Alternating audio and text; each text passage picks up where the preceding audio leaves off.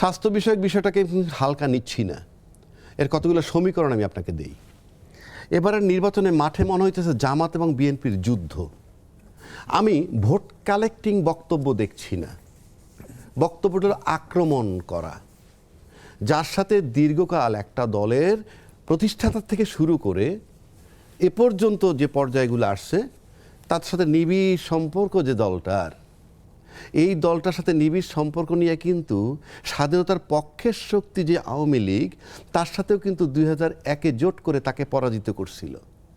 অর্থাৎ স্বাধীনতার পক্ষের শক্তিকে, আজকে যে স্বাধীনতার পক্ষের শক্তি, তারা সেদিন স্বাধীনতার বিপক্ষের শক্তির সাথে একত্র হয়ে মানে আপনি যেটা বলতে চাইছেন যে একটি দল পক্ষের শক্তি দুই জায়গাতেই ছিল, তারা দুইবারই গিয়ে সেখানে যোগ দিয়েছে বিভিন্ন দিকে। হ্যাঁ, তো সেখান থেকে এসে যখন আপনি চট করে ইউটার্ন নিচ্ছেন, একদম ইউটার্ন, এই যে আমরা তিনজনের লাইফ স্টাইল আছে, আমরা একসাথে চলাফেরা করি, হঠাৎ করে তুষার যদি ইউটার্ন নিয়ে নেয় আমাদের মধ্য থেকে, তাহলে কিন্তু একটা ফিকশন হতে পারে যে উনি হঠাৎ করে এখন ইউটার্ন করে লাভ হয়েছে কি?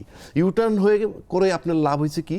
আপনি হয়তো উদীচির সাপোর্ট পাচ্ছেন, ছায়ানটের সাপোর্ট পাচ্ছেন, স্টার পত্রিকা ঘুরে আসছে আপনার দিক, ডেইলি স্টার, অথবা প্রথম আলো ঘুরে আসছে, কিংবা মতিউর রহমানের মানব জমিন ঘুরে আসছে। এটা আসতে পারে আপনার কাছে। এরা কিন্তু গত 17 বছর আপনার নিন্দা করছে, চট করে ঘুরে আসলো, অ্যান্ড ইউ আর হ্যাপি।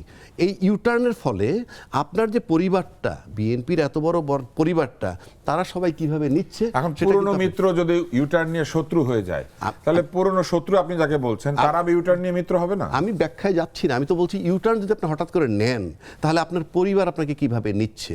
তাতে হয়তো 5টা ভোট আপনার বাড়তে পারে, কিন্তু আর যে 40টা ছুটে যাচ্ছে না, ইউ নেভার নো, কারণ আপনি পরিবারের মধ্যে সেটা জাজ করেন নাই। আমি ষড়যন্ত্রের দিক থেকে আসছি। তারপরে আসেন আওয়ামী লীগ। আওয়ামী লীগ কিন্তু মাত্র 18 মাসের মাথায় চুপচাপ বইসা নাই। আব্দুল মোমেন বলতেছে আমরা বিদেশে বসে কিন্তু কাজ করছি, আমাদের এত বড় একটা এত সংখ্যকের বাদ দিয়ে নির্বাচন করলে সেই নির্বাচনটার পরিস্থিতি ভালো না। আরেকটা মন্তব্য আপনাকে স্মরণ করে দিই, উনি তো ম্যান্ডেলায়ন করতে বলেছিলেন, মানে ম্যান্ডেলা হতে বলেছিলেন লোকজন। উনি আসলে কার পক্ষে কাজ করছেন? দক্ষিণ আফ্রিকার নেতাকে ঠিক আছে উনি অনুসরণ করতে বলেছিলেন। আমার বক্তব্য ম্যান্ডেলায়ন, অর্থাৎ ম্যান্ডেলায়ন করা মানে তো হচ্ছে যে ম্যান্ডেলা এসে সবাইকে হাতে হাত ধরে মিলিয়ে দিয়েছিলেন। ঠিক আছে, উনি যেটা বলতেছে, উনি চাচ্ছেন যে ইনক্লুসিভ নির্বাচনের পক্ষে কথাটা বলতেছেন, এবং তার মানে কি তারা বসে নাই। আমি ওই যে হাসপাতালের সাথে মিলাচ্ছি। তারপর যদি আসেন ইউটার্ন বললাম, তারপরে জামাত বিএনপির লড়াই বললাম, আওয়ামী লীগের ইনক্লুসিভ নির্বাচনের কথা বললাম, আবার আমাদের তারেক রহমান সাহেব ষড়যন্ত্র দেখতে পাচ্ছেন, এবং সর্বশেষ যদি আসি বিদ্রোহী প্রার্থীও কিন্তু এলাকায় একটা ফ্যাক্টর।